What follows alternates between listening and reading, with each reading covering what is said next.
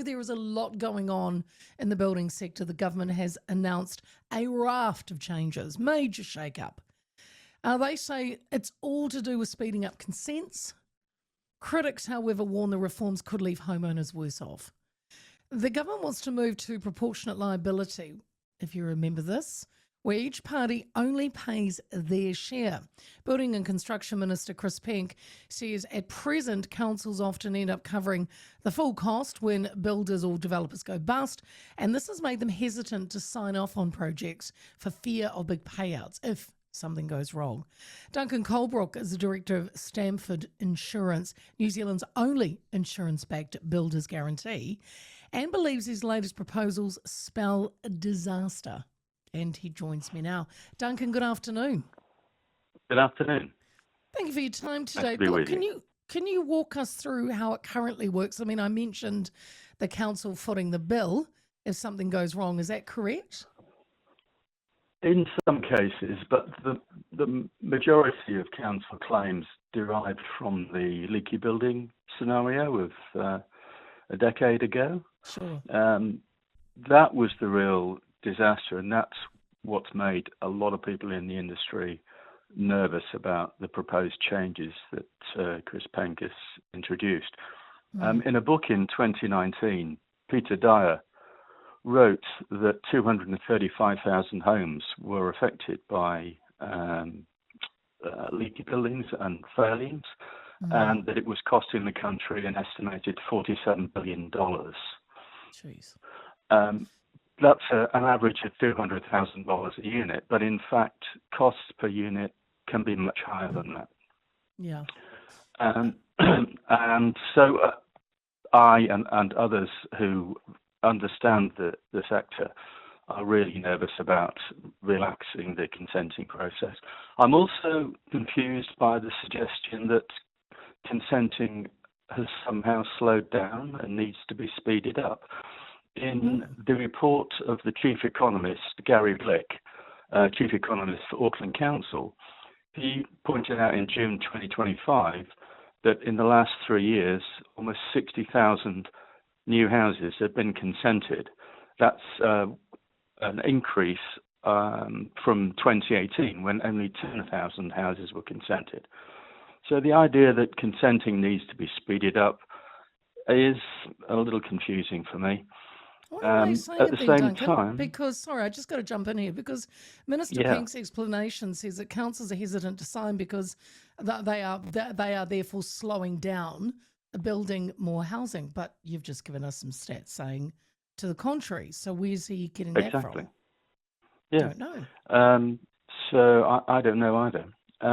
No, councils, I don't believe, are slowing consents down. What they're doing is assessing risk.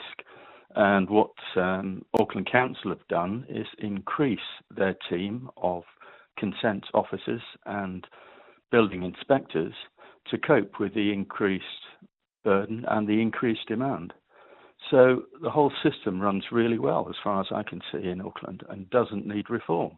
Well, that's interesting then, because if it doesn't need it, why then does the government want to move to proportionate liability, where each party will pay their share? I mean, that sounds probably fair in theory, but why would it fail in practice, do you think?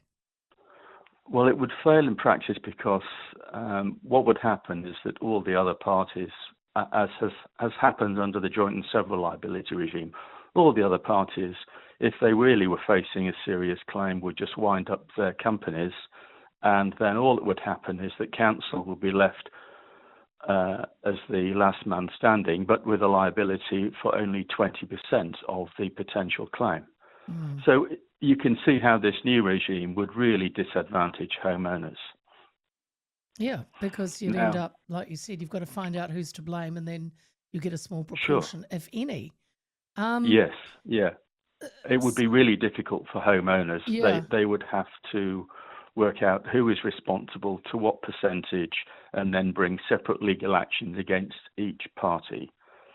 It's a nightmare for homeowners. Obviously, what we provide is a one-stop shop, a direct response insurance policy issued in the name of the homeowner and held by them for 10 years from the date of practical completion. So if we work with builders and encourage them to go back and remedy defects, but if they don't, the insured, the homeowner, can come to us and present a claim, and we operate like any other insurance company in New Zealand. So Duncan, though, if this comes to fruition, it's not going to affect your company, is it? You'll still be doing what you do. We will, and probably we'll be getting more business, if anything, because homeowners will come to realise that they don't have the protection that runs with the present system, and they will want to try and get some protection. It's always surprising. Someone said to me this morning, it's always surprising that people are very keen to insure their car and spend $2,000 or $3,000 on car insurance. A house, that's their biggest investment, and a lot of people, they're faced with a bill of maybe $3,000 for a 10-year warranty, and they say, "Oh no, I trust the builder. I won't bother." It's the strange decision-making process that people go through sometimes. Don't builders? Some builders though have a professional indemnity insurance anyway on them, or a builder's warranty insurance? Professional indemnity insurance is another misnomer, really. It's an annually renewable policy, so it only runs for 12 months. So it has to be renewed each year by the builder. And yeah. So you're saying if they don't, well, then you're in trouble. It's gone. Yeah, exactly. And the average lifespan of a building company in New Zealand is less than 3 years. Oh yeah. Yeah, they've had a hard time. So builders change their companies, they move into different partnerships with other builders, or do developments with different people. So, it's a constantly evolving marketplace, and people keep changing their companies all the time. So there's no long-term. Are you security. particularly concerned about plans to let, we're just staying with builders, to let, because this is part of what the government wants, is to let trusted builders sign off on their own jobs? Well, at the moment in the Auckland area, 30% of council inspections fail. 30% fail. And these are Auckland Council statistics. So the idea that you will let builders self-certify their own work just is anathema to me in terms of how you control the risk of a very complicated project, which building any house is. There are so many parties and people involved, so many different materials. It's a complex job, and only the council controls the job from start to finish, from the design, from the approval of the design, the approval of the materials, the inspection of the works as they proceed. Only council see every aspect of every build, and only they have the power to say, this doesn't comply, go back and fix it. I'll be back next week to see that you fixed it. That's how it works.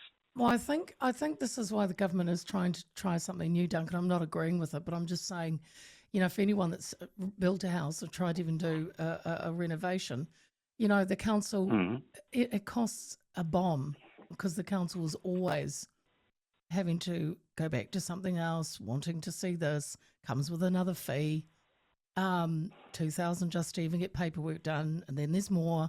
And I think that's what they're trying to do, is cut the red tape and try and streamline it, which in theory is quite good, but when you streamline things, of course, things can go missing. You can, the devil's in the detail.